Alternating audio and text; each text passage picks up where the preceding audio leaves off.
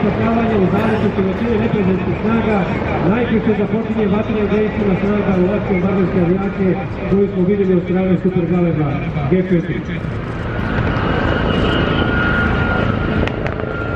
Zadatak timova koji se ispisavaju iz helikoptera Mi-17 koji možete vidjeti ispred vas je da obezbedi rejon ili motivna osoba koju treba da policati izletanje helikoptera H-145 kojim se vrši evakuacija.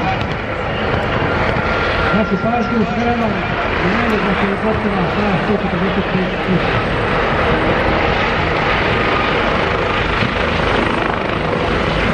Sve vreme izvođenja operacije helikopteri Gala obezbeđuju helikopter Mi-17 u zaštitu timova specijalnih jedinica tokom helikopterskog